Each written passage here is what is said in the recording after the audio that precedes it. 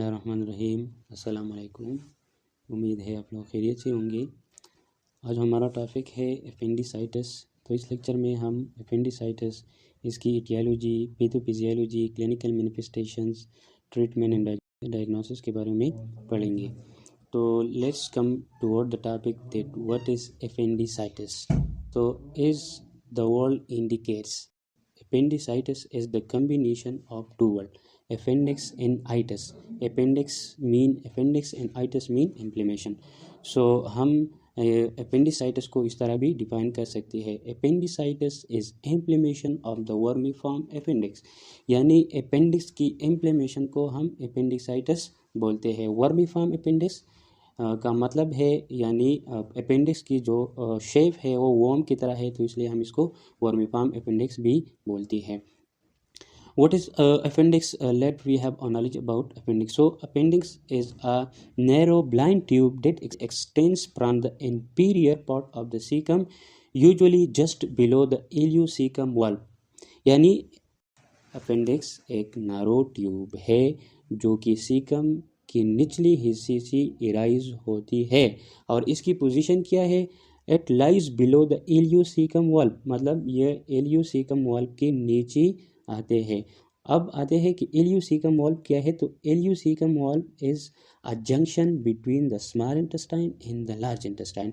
मतलब ये है कि इलियोसीकम वॉल्व जो है वो स्मॉल इंटेस्टाइन और लार्ज इंटेस्टाइन को आपस में मिलाती है। दूसरा एपेंडिसाइटिस का ये भी हो सकते हैं, appendicitis is inflammation of the appendix, यानी अपेंडिक्स की इन्फ्लेमेशन को हम एपेंडिसाइटिस बोलते हैं। A finger shape pouch that project from your colon on the lower right side of your abdomen, यानी अपेंडिक्स एक फिंगर लाइक शेप है जो कि कोलन से प्रोजेक्ट होती है। इसकी लोकेशन कहाँ है? On the lower right side of abdomen, यानी appendix lower right side of the abdomen में पाई जाती है। Appendicitis causes pain in your lower right abdomen, यानी एपेंडिसाइटिस की साइन सिम्टम क्या होती है?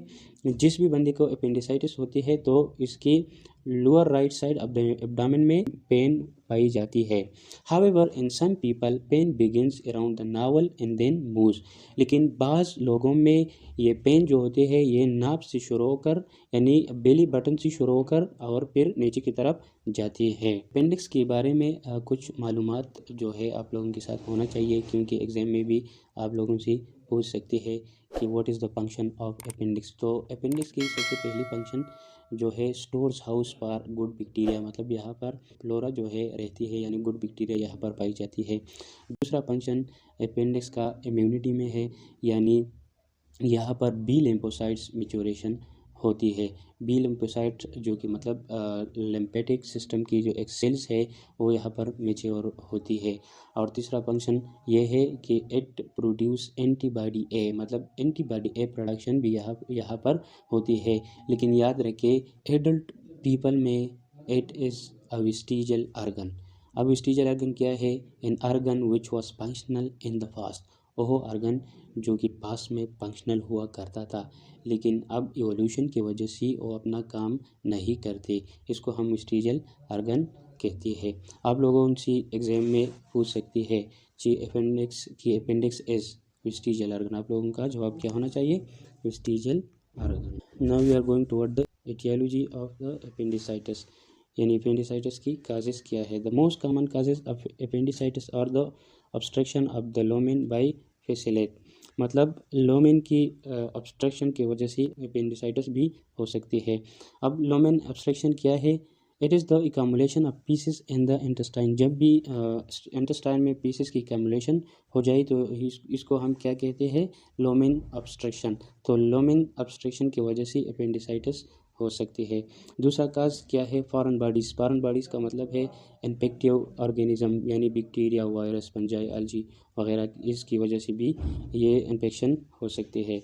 ट्यूमर ऑफ द सीकम में कोई ट्यूमर हो, और intramural thickening cause by lymphoid hyperplasia. Intramural thickening क्या है?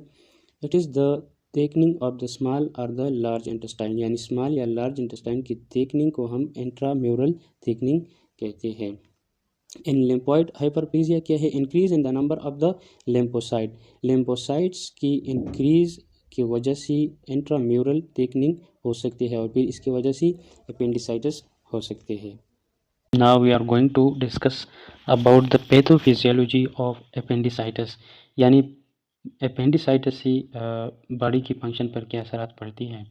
The inflammatory process of the appendicitis can involve all और पार्ट ऑफ द अपेंडिक्स, यानी अपेंडिसाइटिस की वजह से अपेंडिक्स के किसी पार्ट या सारी अपेंडिक्स में इन्फ्लेमेशन हो जाती है। सेकंड नंबर पे जो पैथोफिजियोलॉजिकल चेंज है वो है intraluminal pressure increases which is leading to the occlusion of the capillary and venules and vascular engorgement, यानी एपेंडिसाइटिस से क्या होता है, इंट्राल्यूमिनल प्रेशर इंक्रीज होता है। इंट्राल्यूमिनल प्रेशर क्या है, each swallow induces a peristaltic contraction that traverse the entire length of the esophagus, यानी स्वॉलिंग की वजह से एसोफेगस में जो प्रेशर बनती है इसको हम क्या कहते हैं, इंट्राल्यूमिनल प्रेशर।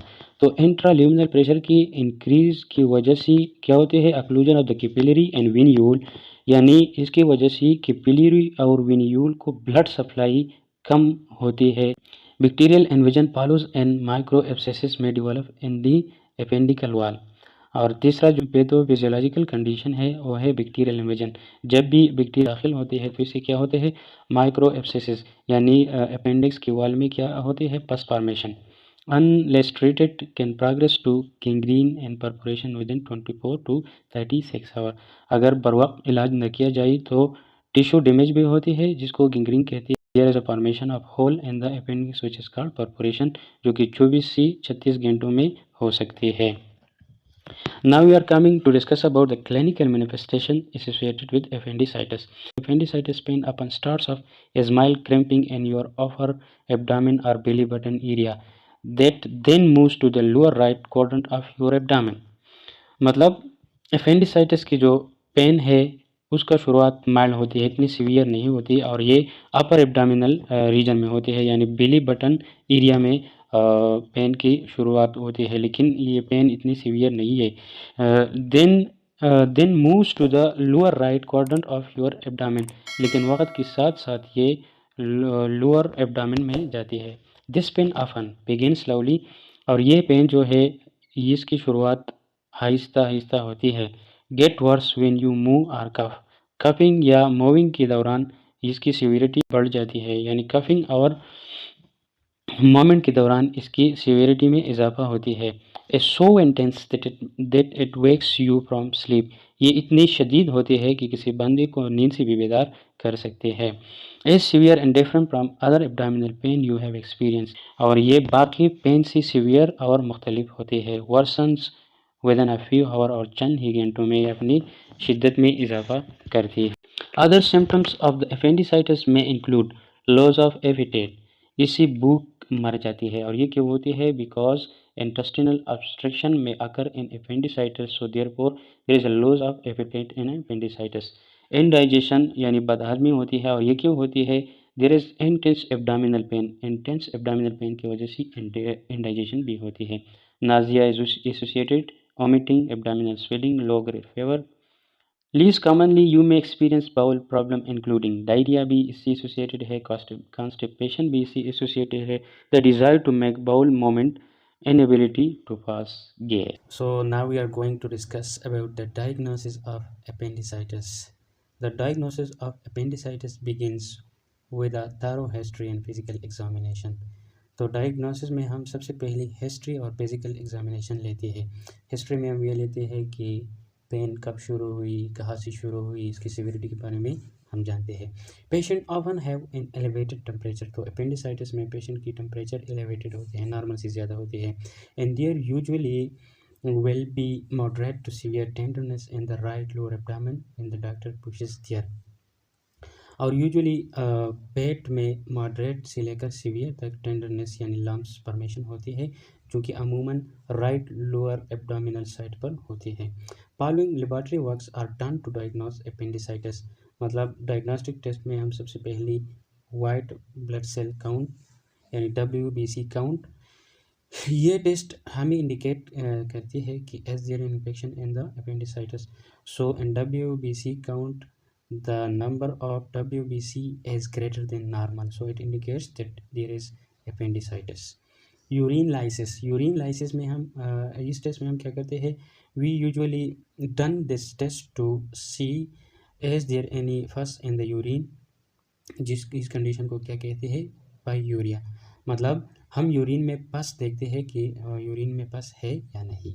एब्डोमिनल एक्सरे लेते हैं, एब्डोमिनल एक्सरे से हम ये पता चलते हैं कि इज देयर एनी इन्फ्लेमेशन और इन्फेक्शन इन द अपेंडिक्स। और आखिर में ultrasound and computerized tomography scan यानी अल्ट्रासाउंड और सीटी स्कैन भी करते हैं। Now we are going toward the treatment of appendicitis. Appendicitis is usually treated surgically by a surgical operation known as appendectomy. Appendectomy एक surgical operation है, surgical procedure है जो कि अपेंडिसाइटिस में यूजुअली करते हैं। During an appendectomy an incision 2 to 3 inches in length is made through the skin in the layers of the abdominal wall over the area of the appendix. अपेंडिक्टोमी में हम क्या करते हैं, यानी मतलब इसमें हम 2 से लेकर 3 इंचेस तक इंसिशन बनाते हैं। Incision cut made during operation के दौरान इंसान के जिस्म पर जो कट बनाती है इसको हम क्या कहते हैं, इंसिशन। तो डॉक्टर हजरात क्या करते हैं, उस पेशेंट की पेट पर 2 से लेकर 3 इंच तक इंसिशन बनाती है। The surgeon enters the abdomen and looks for the appendix, और सर्जन फिर एब्डामिन से एंटर होकर अपेंडिक्स को देखती है, which is usually in the right lower abdomen. After examining the area around the appendix to be certain that no additional problem is present, the appendix is removed.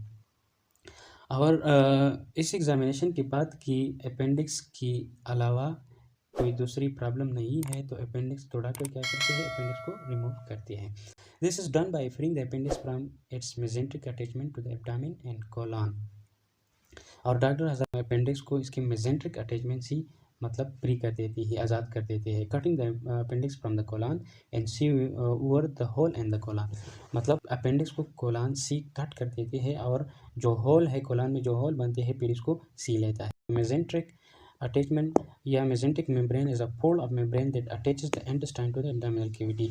एक membrane है, एक fold of membrane है जो कि intestine को abdominal wall से attach करते हैं। If an abscess is present, the pus can be drained with drains that pass from the abscesses and out through the skin. The abdominal incision is then closed. अगर कोई पस हो वहाँ पर तो इसको ड्रेन कर लेते हैं और फिर जो इंसिशन बॉडी से बना हुआ होता है उसको क्लोज कर देते हैं। Now we are going to discuss about the complications which are associated with appendicitis. Appendicitis can cause severe complications such as a rupture appendix. If your appendix ruptures, the content, intestines, and infectious organism can leak into abdominal cavity.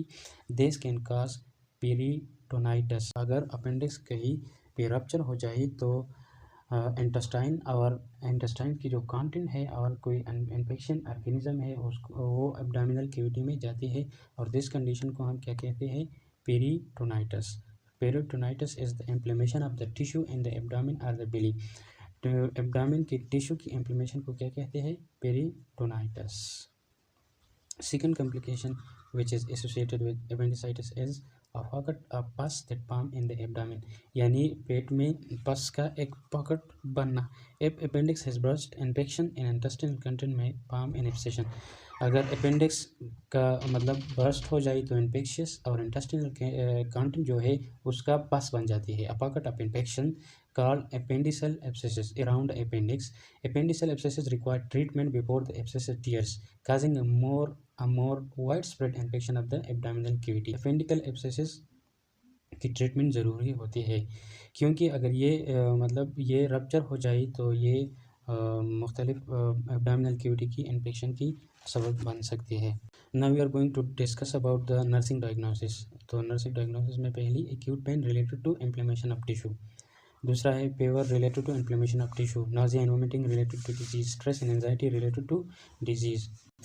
And the last topic of this chapter is nursing intervention with rational. Nursing intervention और इसके मकासद, एक है assess pen को assess करे, noting location, इसकी location को note करे, characteristics को नोट करे, सिवियरिटी को नोट करे, investigate and report change in the pain age appropriate. और इसके रेशनल क्या है, उसका मकसद क्या होगा, useful in monitoring effectiveness of the medication progression of the healing. ये हमें ये फ़ायदा देगा कि हमें मेडिकेशन की इफेक्टिवनेस का पता चल जाएगा और हीलिंग की प्रोग्रेस का पता चल जाएगा। Change in characteristic of pain में indicates developing of abscess and peritonitis. अगर पेन की करेक्टरिस्टिक्स मतलब वक्त के साथ चेंज होता जा रहा हो तो ये जाहिर कर देती है कि बॉडी में कोई पस फॉर्मेशन हुआ हो या पेरिटोनाइटिस हुआ हो। Requiring prompt medical evaluation and intervention. तो इसके लिए हम फिर abrupt medical evaluation and intervention लेते हैं। Provide accurate honest information to patient. हमें पेशेंट को हानेस्ट और एक्यूरेट इंफॉर्मेशन देना होगा। इस चीज़ को ये फ़ायदा होगा कि इसकी जो है एंजाइटी कम हो जाएगी और इमोशनल स्ट्रेस जो है वो कम हो जाएगा। Keeping NPO maintain NG section initially. NPO mean nothing per oral, मतलब ओरली कुछ ना दे और एनजी सेक्शन इसको लगा दे तो इसका फ़ायदा क्या होगा, decreases discomfort of early intestinal peristalsis and gastric irritation और वोमिटिंग। तो इससे इंटेस्टिनल पेरिस्टालिसिस और गैस्ट्रिक इरिटेशन कम हो जाएगी। और फोर्थ जो nursing intervention, administer analgesics is indicated. तो इसका फ़ायदा क्या होगा, relief of pain, facilitates cooperation with other therapeutic intervention e.g. ambulation and pulmonary toilet। तो इससे ये फ़ायदा होगा कि एम्बुलेशन में कोई मतलब दिक्कत नहीं होगा, पेशेंट को एक जगह से दूसरी जगह हम आसानी ले जा सकते हैं। Pulmonary toilet, it is a procedure to clean the airway from secretion and mucus. तो मतलब हम इसको पल्मोनरी टॉयलेट करते हैं, यानी इनकी एयरवेज को क्लीन और साफ करते हैं।